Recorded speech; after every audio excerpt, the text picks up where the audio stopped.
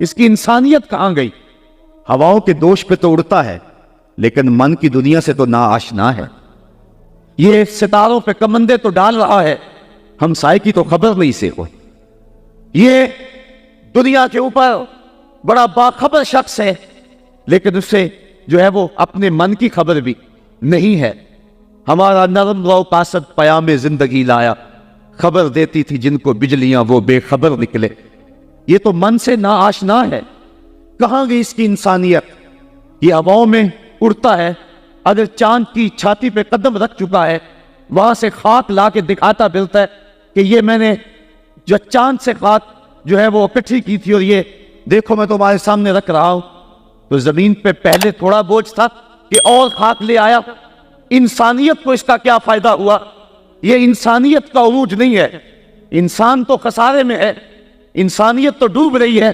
گھر کی آگ بجھی تو کچھ سامان بچا تھا جلنے سے، سو وہ بھی ان کے ہاتھ لگا جو آگ بجھانے آئے تھے. اس کی انسانیت کہاں گئی؟ یہ بھائی ہو کے بھائی کا گلا نہیں کاٹ رہا. کہاں گئی اس کی انسانیت؟ کہا محبوب مجھے قسم ہے تیرے زمانے کی یہ خسارے میں ہے. اور قسم محبوب کے زمانے کی اس لیے فرمائی کہ محبوب کے زمانے میں انسان عروج پہ تھا، انسان نقطہ کمال پہ تھا. اس دور کا انسان دیکھنا ہو تو ابو بکر و عمر کو دیکھو. تو کہا محبوب مجھے قسم تیرے زمانے کی یہ انسان خسارے میں.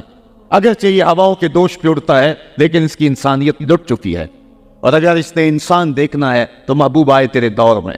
یہ تو بھائی بھائی کا گلا کاٹ رہے، خون سفید ہو گیا. ایکسیڈنٹ میں جو بچ جاتے ہیں وہ مرنے والوں کی گھڑیاں اتارتے ہیں. اس کی تو حالت انسانی جو ہے وہ برباد ہو چکی ہے. لیکن حسن دیکھنا ہے انسانیت کا تو آئے تیرے دور میں. جب ایک شخص زخموں سے چور تڑپ رہا ہے اور کہتا ہے آج آئے مجھے پیاس لگی ہے، ایک بندہ کہیں سے پانی کا پیالہ لیے اس کی پیاس بجھانے کے لیے آگے بڑھتا ہے اور اس کو پانی دیتا ہے اور وہ بھی ہونٹوں تک لے آتا ہے کہ دوسری طرف سے آواز آتی ہے آج. تو یہ پیالہ اسی وقت پیچھے کر دیتا ہے اور کہتا ہے میرے بھائی کو شاید زیادہ پیاس لگی ہے، پہلے اسے دے دو مجھے بعد میں دینا. اور یہ جب اس کے پاس جاتا ہے اور وہ پانی پینے لگتا ہے تو تیسری جگہ سے آواز آتی ہے. یہ اسے پانی دیتا ہے تو چوتھی جگہ سے آواز آتی ہے. حتیٰ کہ 7 اشخاص کے پاس پانی لے کے جاتا ہے اور ہر ایک آگے ترجیح دیتا ہے. اور جب وہ 7ویں شخص کے پاس پہنچتا ہے تو پہلے کے کرانے کی آواز بڑھ جاتی ہے. یہ کہتا ہے پیچھے پہلے اسے پانی دے. اور جب یہ پلٹ کے آتا ہے تو اس کی روح پرواز کر جاتی. پھر دوسرے کے پاس جاتا ہے تو اس کی روح پرواز کر جاتی ہے. پانی کا ایک پیالہ اور 7 آدمی زندگی اور موت کی کشمکش میں نزع کا عالم اور ایک دوسرے کو ترجیح دے رہے ہیں. کہا یہ تھا حسن انسانیت کا. محبوب جو تیرے زمانے میں تھا مجھے قسم تیرے زمانے کی یہ انسان خسارے میں ہے. اگر خسارے سے بچنا ہے تو دامن محمد کا تھامنا ہو. الا الذین آمنوا کا بیان اس پہ گواہی دے رہا ہے. تو یہ انسان کا خسارہ ہے، انسانیت کا خسارہ ہے. شیخ زادہ نے بیضاوی کے حاشیے میں ایک اور خسارے کا پہلو بیان کیا حضرت علی المرتضیٰ رضی اللہ تعالی عنہ سے.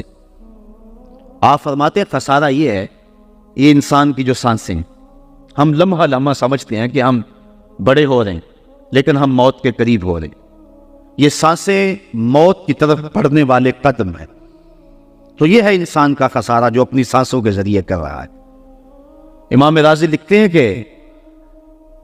ایک شخص پھٹے پہ رکھ کے برف بیچ رہا تھا اور ایک بزرگ کہتے ہیں کہ مجھے ان الانسان لفی خسر کا ترجمہ سمجھ میں نہیں آتا. جب اللہ کرم نوازی فرمانے لگے تو پھر ہدایت کے سامان اس کے لیے بنتے چلے جاتے ہیں. اور جب کسی کی بہتری کا اللہ ارادہ نہ کرے تو اسے قرآن سے بھی ہدایت نہیں ملتی ہے. تو وہ کہتے ہیں میں گیا بازار میں، سمرقند کا بازار تھا، وہاں ایک آدمی پھٹے پہ رکھ کے برف بیچ رہا تھا اور آواز کیا لگا رہا تھا، توجہ چاہوں گی. کہہ رہا تھا ارحموا من یذوب راس مالہ، اور میرے پہ رحم کرو، مجھ سے برف لے لو. اگر تم نے برف خریدنے میں دیر کر دی تو میں کمائی کیا کرنی ہے؟ جو میں نے پیسے لگائے ہیں وہ بھی میرے لٹ جائیں گے، میرا راس المال بھی برباد ہو جائے گا. کیونکہ برف ایسا سودا ہے کہ اگر گاہک وقت پہ نہ پہنچے تو نقصان ہو جاتا. کوئی اور چیز ہے آج نہیں بکی تو کل بیچ لیں گے، کل نہیں تو پرسوں بیچ لیں گے. لیکن برف کا اگر گاہک وقت پہ نہ آیا تو کمائی کیا کرنی ہے؟ راس المال بھی لٹ جائے گا.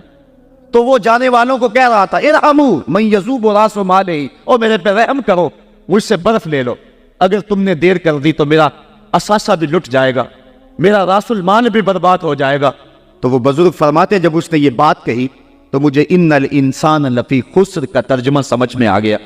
میں نے کہا کہ ہم بھی اپنے سانسوں کی برف کو پگھلا رہے ہیں، اور قطرہ قطرہ جس طرح برف پگھلتی ہے، سانس سانس کر کے زندگی پگھل رہی ہے۔ اگر جلدی جلدی ان سانسوں کے بدلے میں نیکیاں لے لیتے ہیں تو یہ زندگی بچ جائے گی، ورنہ یہ زندگی برف کی طرح پگھل رہی ہے۔ ان الانسان لفی خسر، انسان خسارے کا سودا کر رہا ہے، لمحہ لمحہ موت کے قریب ہو رہا ہے۔ یہ سمجھ رہا ہے میں بڑا ہو رہا ہوں کہ یہ چھوٹا ہو رہا ہے۔ جب گنتی الٹی شروع ہو جائے تو کام جلدی زیرو پر آ جاتا ہے، کسی کی 60 سے، کسی کی 70 سے، کسی کی 100 سے گنتی الٹی شروع ہے، اور لمحہ لمحہ ہم موت کی طرف بڑھ رہے ہیں۔ یہ انسانیت کا خسارہ ہے۔ ایک مفسر ہوا توبہ تباہی، ہے تو ویسے ڈاماڈول لیکن بات بڑی پتے کی لکھ گیا۔ وہ کہتا ہے خسارے کا ایک اور پہلو بھی ہے، اور اس میں آپ کی تھوڑی سی توجہ بھی چاہوں گا۔ وہ کہتا ہے خسارہ یہ ہے کہ اللہ نے ایک شے کو ایک حسن دیا ہے تو دوسرے حسن سے اسے محروم رکھا ہے، تو وہ شے کہتی ہے کہ میں خسارے میں۔ اس کی مثال وہ کہتا ہے یہ پھول ہیں، ان میں خوشبو ہے لیکن روشنی نہیں ہے، اندھیرے میں آپ ان سے چراغاں نہیں کر سکتے، تو پھول کہیں گے ہم خسارے میں، ہمارے میں خوشبو تو ہے لیکن روشنی نہیں۔ چاند میں روشنی ہے لیکن اس میں خوشبو نہیں ہے، تو چاند کہتا ہے میں خسارے میں، کہ میرے میں روشنی تو بڑی ہے، میرے دم سے کائنات میں اجالے تو پھیل جاتے لیکن خوشبو نہیں ہے، میں خسارے میں۔ ایک بچہ کہتا ہے میرے میں بچپنے کی معصومیت تو ہے لیکن جوانی کا پاکپن نہیں ہے، لہذا میں خسارے میں۔ ایک جوان کہتا ہے میرے میں جوانی کا حسن تو ہے لیکن بڑھاپے کا تجربہ نہیں ہے، لہذا میں خسارے میں۔ اور ایک بوڑھا کہتا ہے کہ میرے میں بڑھاپے کا تجربہ تو ہے لیکن اب بچپنے کی وہ معصومیت کا، وہ کاغذ کی کشتی، وہ بارش کا پانی۔ اور اقبال کہتا ہے، آپ کے شعر اقبال میں آیا ہوں، وہ کہتا ہے کہ جنبش زنجیر در سے لطف آتا تھا مجھے، وہ کنڈی بھی ہلتی تھی تو اس سے بھی لطف آ جاتا تھا، آج تو نغمے بھی نہیں نہ بہلاتے، لیکن اس بچپن میں کنڈی کے ہلنے سے بھی لطف آ جاتا تھا تو غم بھول جایا کرتے تھے۔ وہ کیا کسی نے کہا تھا کہ اپنے جل جانے کا بھی احساس نہیں تھا، جلتے ہوئے شعلوں کو چھیڑا کرتے تھے، اب تو ایک آنسو بھی رسوا کر جاتا ہے، بچپن میں جی بھر کے رویا کرتے تھے، اب تو وہ رونے کا حسن بھی نہیں نہ رہا۔ تو کہا کہ میرے پاس بڑھاپے کا تجربہ تو ہے لیکن بچپنے کی معصومیت نہیں ہے، لہٰذا میں خسارے میں ہوں۔ ایک شب زندہ دار کہتا ہے کہ میرے پاس سحری کے آنسو تو ہیں لیکن علم کا پاکپن نہیں ہے، اور ایک عالم کہتا ہے کہ میرے پاس علم کے کمال تو ہیں لیکن تہجد کے سجدے نہیں ہیں، لہذا میں خسارے میں ہوں۔ بلبل کہتی ہے میرے لہجے میں تو حسن ہے لیکن میرے بازوؤں میں طاقت نہیں ہے، لہذا میں خسارے میں ہوں۔ شیر کہتا میرے بازوؤں میں تو طاقت ہے لیکن میرے پر نہیں ہے کہ میں اڑ سکوں، لہذا میں خسارے میں ہوں۔ کوئل کہتی ہے میرے لہجے میں تو جادو ہے لیکن رنگ میرا کالا ہے، لہذا میں خسارے میں ہوں۔ مور کہتا ہے میرے پروں میں تو حسن ہے لیکن میرے پاؤں بدصورت ہیں، لہذا میں خسارے میں ہوں۔ تو وہ کہتا ہے کہ کائنات کی ہر شے کسی نہ کسی طرح خسارے میں ہے، لیکن پھر کہتا ہے اگر تمہیں شوق ہو کہ ایک ذات ایسی بھی دیکھے جس میں خسارہ نہ ہو تو آؤ مدینے کی گلی میں آ جاؤ۔ حسن کی ساری شوخیاں، جمال کے سارے کریمے اور حسن کا سارا باقپن اگر ایک ذات میں دیکھنے کا شوق آ جائے، حسن یوسف دم عیسیٰ ید بیسا داری، ہما دارند آنچ خوباں تو تنہا داری۔ کائنات حسن جب پھیلی تو لا محدود تھی اور جب سمٹی تو تیرا نام بن کے رہ گیا۔ اگر یہ شوق ہو کہ کائنات کے سارے حسن ایک پیکر میں دیکھیں تو کہا اس کے لیے میں نے ایک محمد ہی بنا دیا۔ سارے حسن ایک پیکر میں آپ کو ملیں گے، سارے کمال اور سارے جمال اور سارے عروج اور ساری عزتیں اور سارے مراتب آپ کو ایک ذات میں جمع ملیں گے، اور محمد ہوتا ہی وہ ہے جو مجمع کمالات ہو۔ تو کہا کہ یہ ہے ایک خسارے کا پہلو، اور کائنات میں ایک ہی شخص ہے جو خسارے سے بچا ہوا ہے۔ اب جو اس ذات سے وابستہ ہوگا وہ بھی خسارے سے بچ جائے۔ الا الذین آمنوا جس کے ہاتھ میں یہ دامن ہو وہ خسارے سے بچ جائے گا، ورنہ خسارے سے کوئی بچ نہیں سکتا۔ نہ دولت بچا سکتی ہے، نہ اقتدار کی بچھی ہوئی مسندیں خسارے سے بچا سکتی ہے، نہ کوئی اور انسان کو دنیاوی کمال خسارے سے بچا سکتا ہے۔ اگر خسارے سے بچنا ہے تو ہاتھوں میں دامن مصطفیٰ لینا ہوگا۔ وہ کبھی آپ نے دیکھا ہوگا، اب تو وہ دور بدل گیا ہے، وہ چکی ہوتی تھی جس میں وہ گندم پیستے ہیں، مختلف چیزیں، تو اس کے دو پتھر ہوتے ہیں، ایک نیچے والا ساکن، اوپر والا متحرک، تو درمیان میں اس کے ایک کلی ہوتی ہے جس کے ارد گرد اس کو گھماتے ہیں، تو وہ جو دانے ہیں وہ درمیان خالی جگہ میں ڈالتے ہیں، اس کو گالا کہتے ہیں، اس میں ڈالتے ہیں اور پھر اس چکی کو گھماتے ہیں، تو جو دانے اس مرکز سے، اس کلی سے ہٹ جاتے ہیں وہ پس جاتے ہیں، اور جو اس کلی سے لگ کے رہتے ہیں وہ بچ جاتے ہیں۔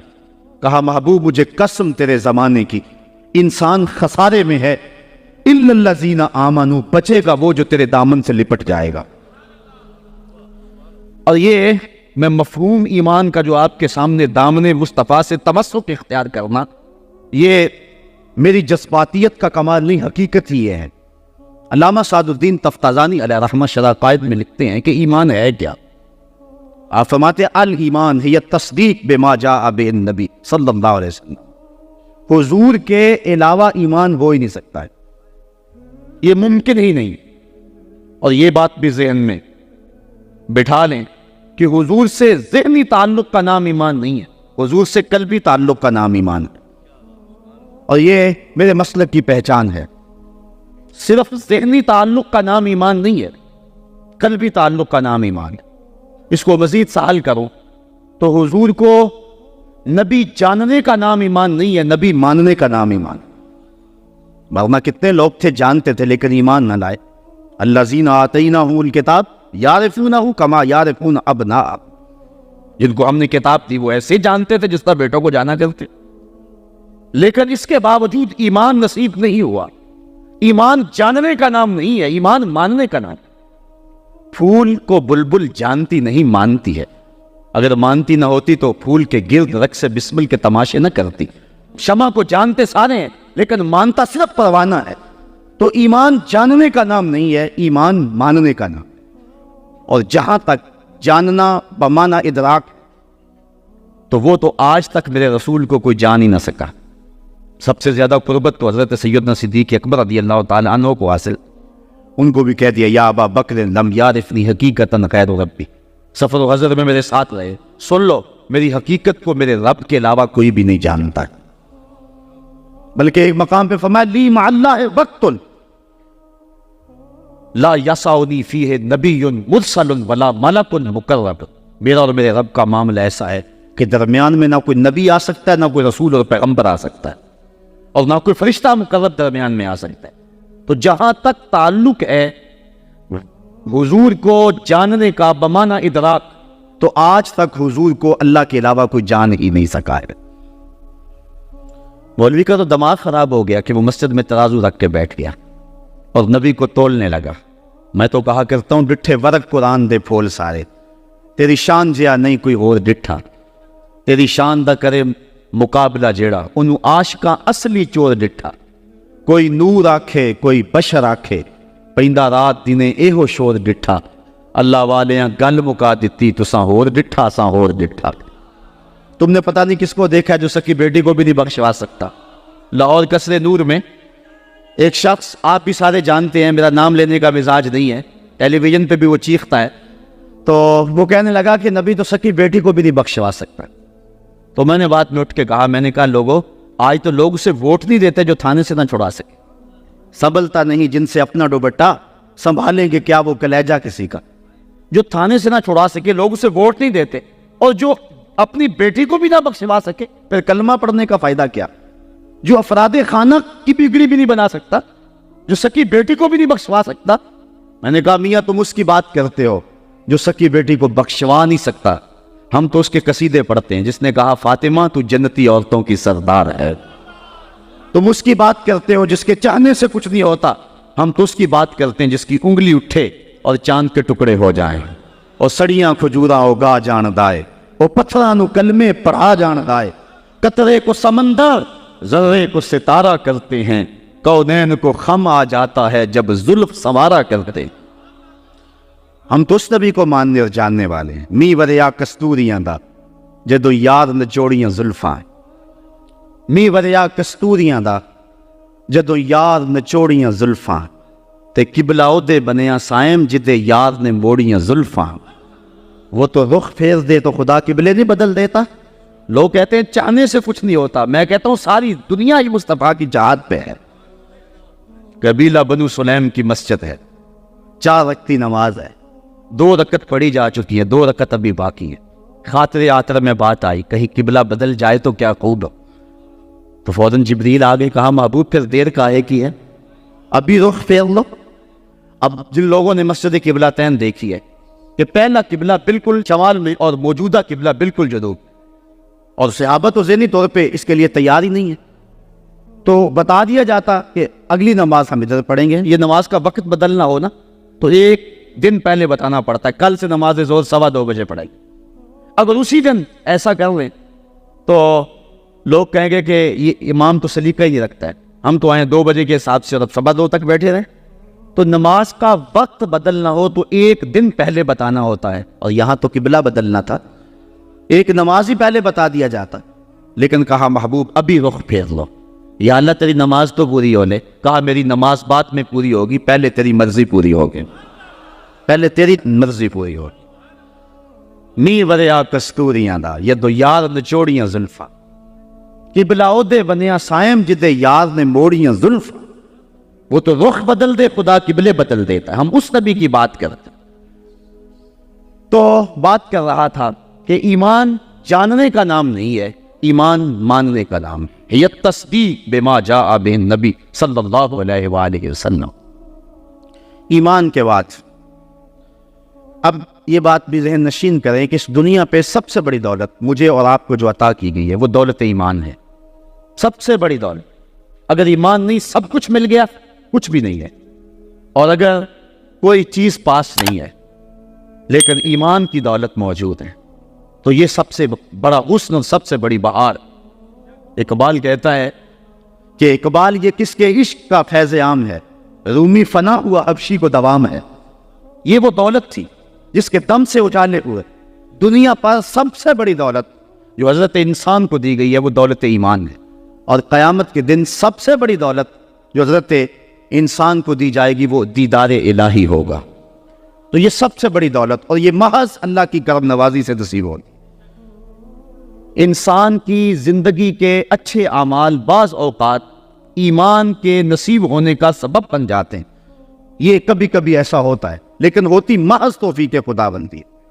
اس کی مثال جس طرح المچاشی فرزدق شاعر کا دادا حضور کی خدمت میں حاضر ہوتا ہے اور آقا کریم کی خدمت میں حاضر ہو کر کے اسلام کی دولت سے مالا مال ہوتا ہے، اور پھر عرض کرتا ہے حضور میں نے اپنے زمانہ جاہلیت میں 360 بچیوں کو زندہ درگور ہونے سے بچایا، تو کیا مجھے اس نیک عمل کا جو زمانہ جاہلیت میں نے کیا اس کا کوئی صلہ ملے گا؟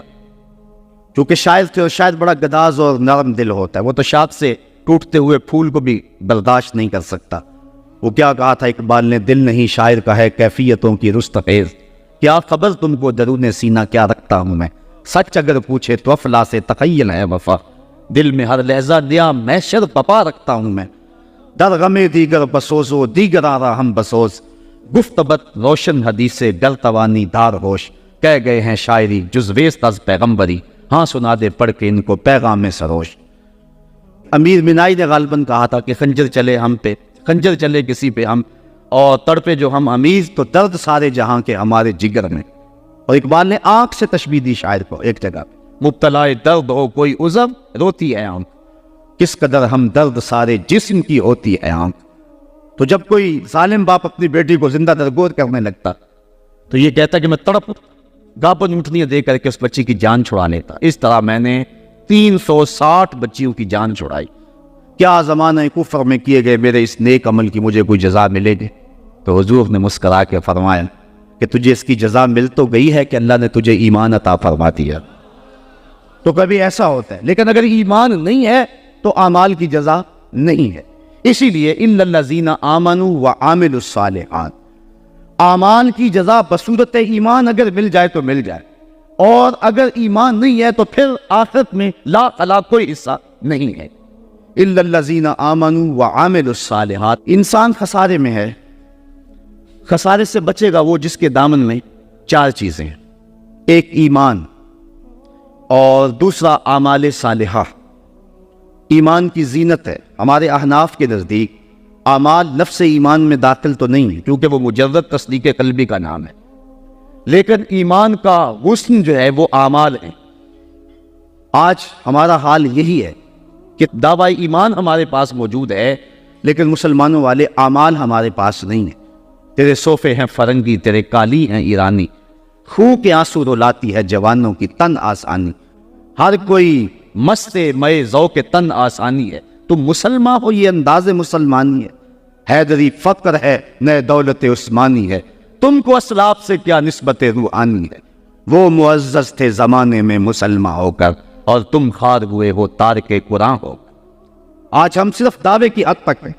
شکوے میں اقبال جب چیخ چیخ کے کہتا ہے کہ تیرے کعبے کو جبینوں سے بسایا ہم نے، نو انسانی کو غلامی سے چھڑایا ہم نے، صفائے داہر سے باطل کو مٹایا ہم نے، تیرے قرآن کو سینوں سے لگایا ہم نے، پھر بھی گلا ہے ہم سے کہ وفادار نہیں، ہم وفادار نہیں تو بھی تو دلدار نہیں۔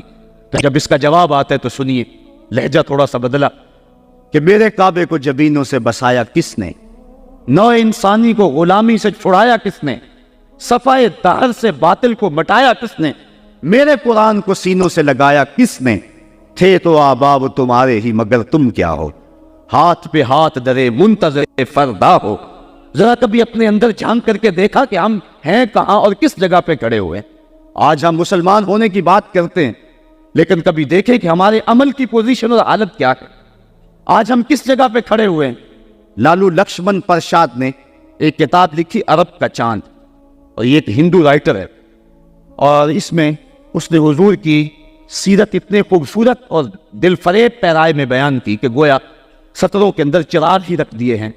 تو کسی نے سوامی لکشمن پرساد سے پوچھا کہ تو نے مسلمانوں کے نبی پر اتنی خوبصورت سیرت کی کتاب لکھی ہے، تو حضور کا غلام کیوں نہیں بن جاتا؟ تو جو اس نے جواب دیا، اگر ہم اس پہ تھوڑا سا تفکر کریں تو وہ ہماری آنکھیں کھول دینے کے لیے کافی ہے، لیکن اگر ہم اس پہ غور نہ کریں تو وہ ایک گاڑی ہمارے روڈ پہ چلتی ہے، اس کے پیچھے لکھا ہوا ہے عقل نہ ہو تو موجہ ہی موجہ۔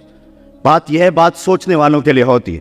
تو سوامی نے جواب دیا تھا کہ جب میں نے حضور کی سیرت لکھنے کے لیے امہات کتب سیر کو پڑھا تو یہ جذبہ میرے سینے میں بھی گڑائیاں لینے لگا کہ میں اس نبی کا غلام کیوں نہیں بن جاتا۔ لیکن جب میں مسلمانوں کے کردار کو دیکھتا ہوں تو میں کہتا ہوں میں ہندو ہی ٹھیک ہوں۔ ہمارا کردار لوگوں کے ایمان کے راستے میں رکاوٹ بنا، اور ایک زمانہ تھا کہ ہماری میتیں بھی ایمان دیا کرتی تھی۔ امام محمد کا جب جنازہ اٹھا تو پورا پسرا امڑ آیا، یہودی عیسائی کہنے لگے مسلمانوں کا امام جا رہا ہے اور اس کا آخری دیدار ہے، چلو تم بھی آخری دیدار میں شامل ہو جاؤ، جنازے میں شامل ہو جاؤ۔ لوگ ذوق و شوق کی فراوانی میں آگے بڑھ بڑھ کے جنازے کی چارپائی کو کندھا دے رہے تھے۔ تو اگر کسی عیسائی اور کسی یہودی کا جی چاہا کہ میں بھی مسلمانوں کے امام کے جنازے کی چارپائی کو کندھا دوں، تو ہمیں تاریخ بتاتی ہے پھر جس کا کندھا امام محمد کے جنازے کی چارپائی کو چھوا اس کے لبوں پہ کلمہ جاری ہو گیا۔ ہمارے بزرگوں کی تو لاشیں بھی کلمہ دیا کرتی تھی، اور آج ہماری زندہ لاشیں لوگوں کے ایمان کے راستے کے اندر رکاوٹ بنی ہوئی۔ ہم کبھی غور کریں، رو رہی ہے آج ایک ٹوٹی ہوئی مینا اسے، کل تلک گردش میں جس ساکی کے پیمانے رہے، خیر تو ساکی سہی لیکن پلائے گا کسے، اب نہ میں کش رہے باقی نہ میں آنے رہے۔ رو رہے ہیں آج وہ دشت جنو پرور جہاں، رقص میں لیلا رہی لیلا کے دیوانے رہے، وائے ناکامی متائے کارواں جاتا رہا، کارواں کے دل سے احساس زیاں جاتا رہا۔ جن انگاروں پہ اس وقت میں اور امت مسلمہ اور آپ کھڑے ہیں، کون اس سے بے خبر نہیں ہے؟ کابل میں کون لٹ رہا ہے؟ کندھار میں کس کی گردنیں کاٹی جا رہی ہیں؟ اور شبرغان کے اندر کس کے بالوں کو نوچ کر کے زخموں میں تیزاب چھڑکا جا رہا ہے؟ غزہ کی پٹی میں کس کے بچے ذبح کیے جا رہے ہیں؟ موصل میں احمد کس محمد بن قاسم کو پکار رہی ہے؟ کندھار میں، کابل میں، دشت لیلا میں، تورا بورا میں، کسورا میں اور دریائے آمو کے دونوں کناروں پر جو قیامت بپا ہے، کبھی ہم نے احساس کیا 1,40,00,000,000 انسان اس وقت خانمہ برباد ہیں. 56 اسلامی ریاستیں آج بے بس نظر آتی ہیں اور بے حسی کی ایسی چادر اوپر تنی ہوئی ہے کہ کسی کو احساس ہی نہیں ہو رہا اور متاع کارواں بھی لٹا چلا جا رہا ہے. ہم تو صرف 313 تھے اور دنیا کو ناکو چنے چبوا کے رکھ دیے. تاریخ اس واقعہ کو کبھی نہیں بھول سکتی جب ابو جہل نے اپنا سفیر بھیجا اور اپنا جاسوس بھیجا عمیر کہ جا مسلمانوں کو دیکھ کر کیا کتنے. تو واپس آ کے اس نے جو خبر دی وہ بڑی حوصلہ افزا تھی، اس کے لیے حوصلہ افزا تھی. اس نے صنادید قریش کو اکٹھا کر کے کہا کہ یہ عمیر کی رپورٹ سنو. یہ کہتا صرف 3 اونٹ کھا سکیں گے، یعنی 300 سے اوپر نیچے. ان کے پاس اسلحے بھی پورے نہیں. تو میری مشاورت یہ ہے صبح لڑائی کی نوبت نہیں آئے گی، رسیاں اکٹھی کرو، صبح لوگ پکڑیں گے، اونٹوں کی پشتوں پہ جکڑیں گے اور جا کے حرم کعبہ کی دیواروں کے ساتھ باندھ دیں گے. جو بعد میں دور دور سے لوگ آیا کریں گے ان کو ان کا تماشا دکھایا کریں گے. یہ نئے لوگ تھے جنہوں نے ایک نئے دین کی داغ بیل ڈالی تھی. جب یہ ساری باتیں وہ کر چکا تو عمیر نے جو بات کہی تاریخ نے اس کو محفوظ کیا. عمیر کہنے لگا تم کہتے ہو رسیاں اکٹھی کرو، میں اس قوم کو دیکھ کے آیا. اگر میری بات مانتے ہو تو رات کی تاریکی میں بھاگ سکتے ہو تو بھاگ جاؤ.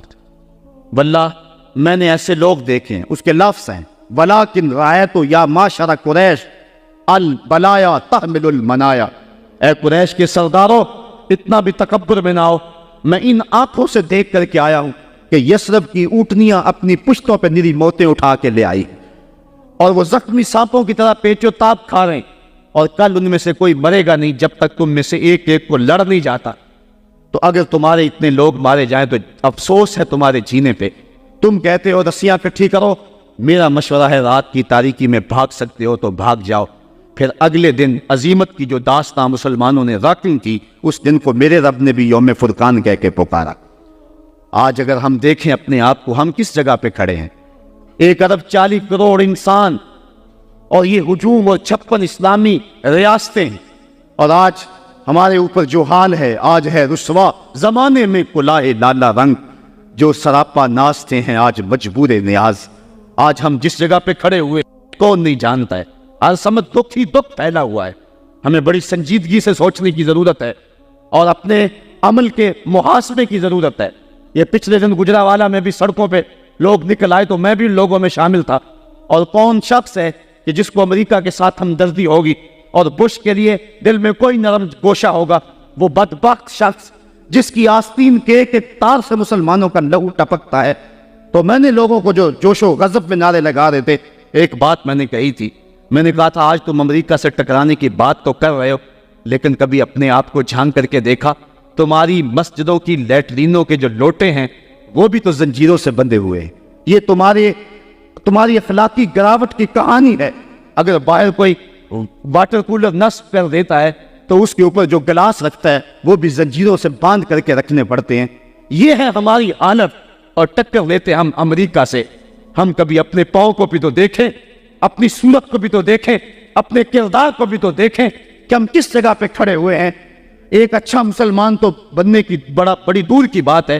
ہم ابھی تک تو ایک قوم نہیں بن سکے ہیں. ہم نے غور کرنا ہے. اِلَّا الَّذِينَ آمَنُوا وَعَمِلُوا الصَّالِحَاتِ. اسلام ہم سے عمل مانگتا ہے، صرف زبانی دعووں سے کچھ نہیں ہوگا. عمل سے ہم نے اس دعوے پہ دلیل فراہم کرنی ہے.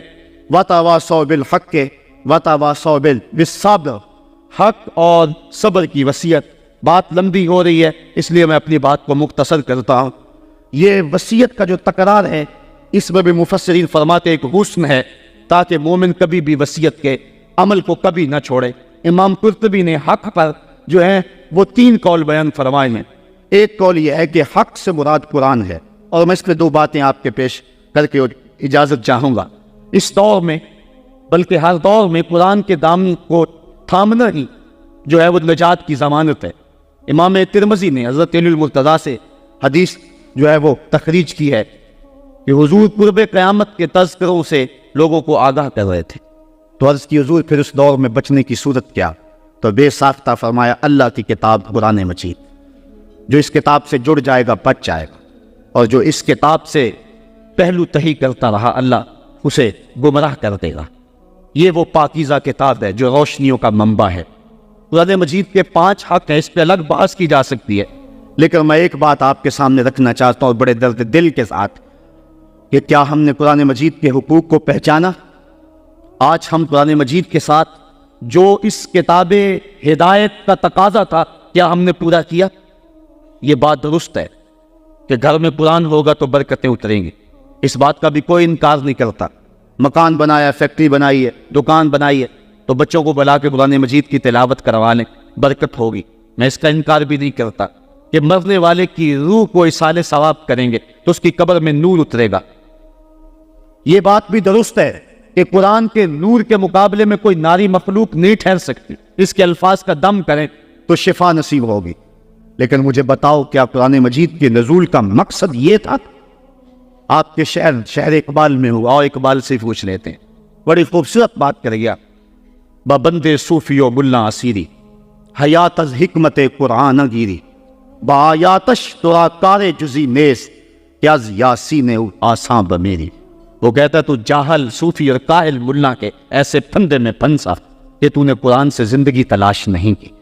قرآن کی آیتوں سے تجھے صرف اتنا ہی کام رہ گیا کہ جب تیرے بوڑھے کی روح اٹک گئی تو سورہ یاسین لے کے بیٹھ گیا تاکہ اس کی روح آسانی سے نکلے۔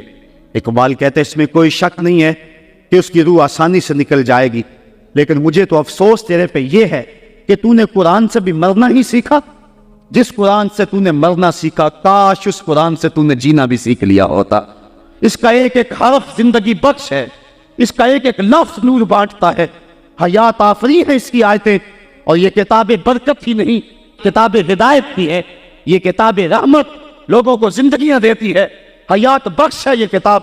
اس سے وابستگی اختیار کرنے والا زندگی کا حسن پا جاتا ہے۔ لیکن تو نے اس قرآن سے بھی مرنا ہی سیکھا، اور تو نے اس کو بس اسی مقصد کے لیے قرآن کو پڑھا۔ کاش اس قرآن سے تو نے جینا بھی سیکھ لیا ہوتا اور زندگی کا حسن اس سے کشید کر لیا ہوتا۔ وَتَوَاصَوْا بِالْحَقِّ، حق سے مراد جو ہے وہ قرآن ہے۔ وَتَوَاصَوْا بِالصَّبْرِ، اور صبر سے مراد ایک تو دکھوں پہ صبر ہے، شدائد پہ صبر ہے۔ اور امام قرطبی اور امام رازی اور دیگر ائمہ تفسیر لکھتے ہیں اس سے مراد عبادت پر تسلسل یہ بھی مراد ہے، صبر سے مراد استقامت علی الدین بھی مراد ہے، اور صبر سے مراد جو ہے وہ مشکل حالات میں دین کے دامن کو تھامے رکھنا یہ بھی مراد ہے۔ آج میری اور آپ کی حالت یہ ہے کہ آج ایک فیشن کے طور پہ یہ بات کہی جاتی ہے جی دین پہ چلنا بڑا مشکل ہے۔ میں پوچھتا ہوں دین پہ آج چلنا مشکل ہے یا جب بلال حبشی چلے تھے تو اس وقت چلنا مشکل تھا؟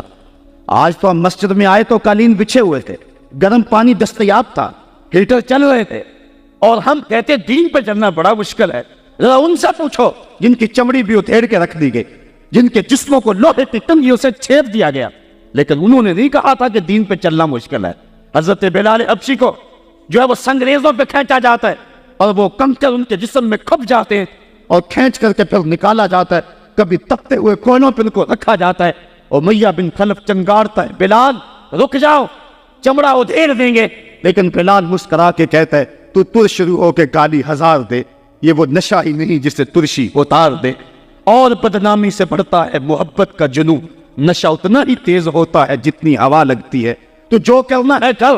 بلکہ بلال حبشی کو تپتی ہوئی ریت پہ لٹایا اور سینے پہ رکھا پتھر، اور بلال مسکرا رہے، اور کوئی شخص پاس سے گزرا، کہا بلال مسکرا رہے ہو اور یہ تمہارے اوپر اتنا ظلم اور جبر کر رہے ہیں؟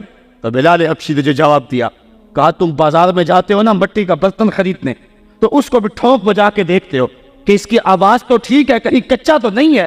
کہا تم تو برتن بھی خریدتے ہو تو ٹھونک بجا کے دیکھتے ہو، میرا رب بلال کی خریداری کر رہا ہے، وہ ٹھونک بجا کے دیکھ رہا ہے کہ کہیں بلال کچا تو نہیں ہے۔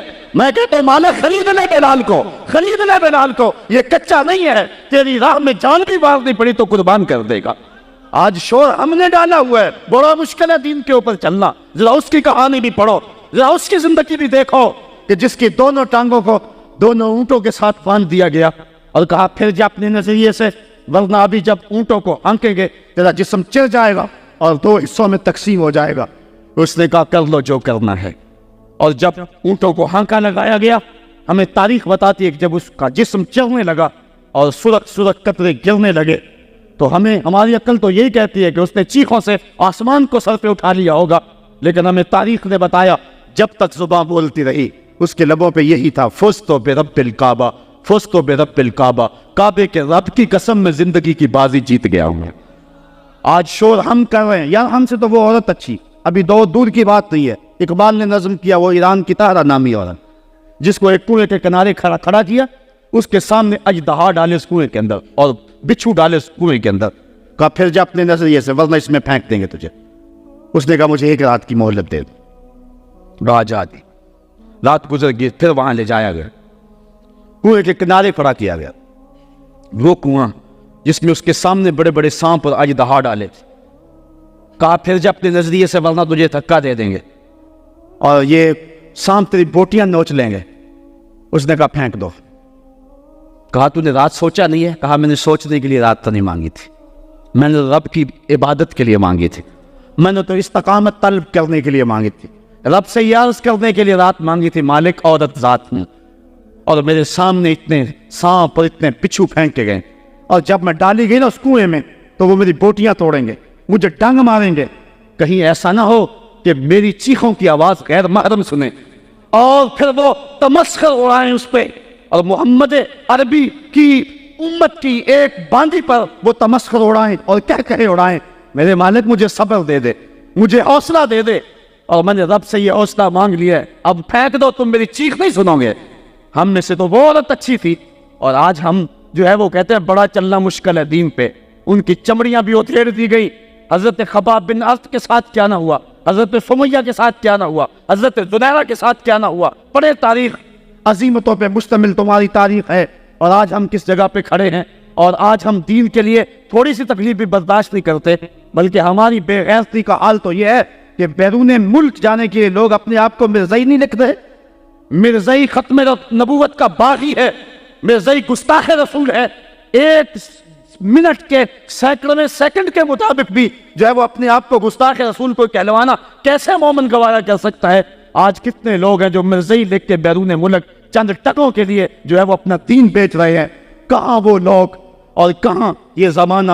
وتواصوا بالصبر، دکھ آئے گھر میں چولہا نہ جلے کوئی بات نہیں ہے، ہمارے نبی کی یہ سنت بھی ہے، ایک ایک مہینہ گھر میں کبھی چولہا حضور کے نہیں جلا کرتا تھا۔ امام منذری نے لکھا ہے کہ حضور جب آئے نا حضرت سیدنا سلمان فارسی کے گھر کے اندر، انہوں نے ایک دن حضور کو گزرتے ہوئے دیکھا، دعوت کی، تو جب حضور کے سامنے کھانا رکھا گیا تو آنکھیں اشک بار ہو گئی، اور پھر ایک روٹی لی اور چند بوٹیاں ایک خادم کے ہاتھ میں دیتے ہوئے کہا جاؤ ہمارے گھر دے آؤ، میری بیٹی فاطمہ کتنے دنوں سے بھوکی بیٹھی ہے، مال کے کونین ہیں گو پاس کچھ رکھتے نہیں، دو جہاں کی نعمتیں ہیں ان کے خالی ہاتھ میں۔ صاحبو میرا لہجہ تھوڑا سا آج بے ترتیب ہو گیا ہے، لیکن آج میں اور آپ دیکھیں کہ ہم کس جگہ پہ کھڑے ہیں۔ وتواصوا بالصبر، حق اور صبر کی وصیت، اس کو کبھی بھی نہ چھوڑیں۔ حضرت عمر فاروق رضی اللہ تعالیٰ عنہ کی جب سانس ٹوٹ رہی تھی، ایک انصاری آپ کا حال پوچھنے آیا اور اس کی شلوار ٹخنوں سے نیچے لٹک رہی تھی۔ اس نے کہا حضرت آپ کا کیا حال ہے؟ کہا اللہ کا شکر ہے میرا حال تو ٹھیک ہے، جوان تیرا حال ٹھیک نہیں ہے۔ اس نے کہا حضرت کیا ہوا؟ کہا یہ شلوار اوپر کر لے، یہ تہبند اوپر کر لے، ایک تو تیرے کپڑے ناپاک ہونے سے بچ جائیں گے، دوسرا تیرا رب بھی راضی ہو جائے گا۔ اور اس کے بعد آپ کی سانس ٹوٹ گئی اور تائیے چل کو لبیک کہہ گئے۔ تو وصیت کے عمل کو آج ہم نے چھوڑ دیا ہوا ہے، اور آج ہماری جو حالت ہے اور جس جگہ پہ ہم کھڑے ہیں اسی کشتی کو ہے خوف تلاطم صد ہے منہ موڑ دیے تھے جس نے بڑھتے ہوئے طوفانوں کے۔ ہم توڑتے تھے تو زمانہ ہمیں راستہ دیتا تھا، دنیا ہماری باج گزار تھی اور ہم کائنات کے حکمراں تھے، لیکن آج وہ لمحے، وہ اندلس کی کہانیاں اور وہ سسلی اور سکلیا کے اندر جو کچھ ہماری جو ہے وہ عظیمتوں کی کہانیاں تھی، آج کہاں ہیں؟ آج کابل میں، کندھار میں، قلعہ جنگی میں، دشت لیلا میں، تورا بورا میں، تکریت میں، موصل میں، بغداد میں، القدس میں، کشمیر میں، دریائے آمو کے دونوں کناروں پر اور ڈل جھیل کے اندر تیرتی ہوئی لاشیں آج کیا کہانی بتا رہی ہیں، اور ہم کس جگہ پہ کھڑے ہیں۔ صاحبو ہمیں پوری طرح سے یکسوئی سے آگے بڑھنے کی ضرورت ہے، اور سورۃ العصر ہمیں جس سمت بلا رہی ہے یہ اس عصر اور اس زمانے کا تقاضا ہے۔ اللہ تعالیٰ میرے بے ترتیب جملوں کو اپنی بارگاہ میں قبول فرمائے، اور وہ رب ایسا فرماتا ہے اشہد بلال عند اللہ اشہد، بلال کی اشہد بھی اللہ کے ہاں اشہد ہے، تو اللہ تعالیٰ میری اشہد کو قبول کر لے، اور میرے لفظوں کا درد دلوں میں اتار دے، اور اللہ امت کو کھویا ہوا مقام عطا فرما دے۔ کار ما آخر شدو آخر ز ما کار نشد، مشتے خاکے ماں کو بارے کوچائے یارے نشد۔ ورنہ جی تو نہیں چاہتا تھا کہ بات کو چھوڑوں، جی چاندہ اس رات نو میں محشر دی فجر تک روک لواں، جے وس چلے میرا تے سونے نو حشر تک روک لواں۔ نہ نظر کرم دی جات مکے، نہ یہ بات مکے، نہ یہ رات مکے، مگر دل کے ارمان پورے ہوئے تھے ابھی، یہ غضب ہو گیا کہ سحر ہو گئی۔ ان کی زلفیں جدھر بھی بکھرتی گئی، گیت گاتی ہوئی شب ادھر ہو گئی۔ ان کی آنکھوں میں ایسا نشہ تھا فراز، جس نے دیکھا وہی لڑکھڑاتا گیا۔ اس سمت ہی بہاروں کے رخ پھر گئے، جس طرف کے نشیبی نظر ہو گئی۔ چاند گہنا گیا، مہر شرما گیا، حسن ہر ایک شے کا سوا ہو گیا۔ ان کے آنے کا یارو مزہ آ گیا، پوری دنیا ہی شیر و شکر ہو گئی۔ ان کی کنجی ہے جس کی زباں وہ نبی، جس کی قرآن ہے داستاں وہ نبی۔ ان کی نظروں کی وسعت کی کیا بات ہے، جب بنی ہم پہ ان کو خبر ہو گئی۔ تم سے فریاد ہے اے گنبد خضرا والے، کعبے والوں کو ستاتے ہیں کلیسا والے۔ وآخر دعوانا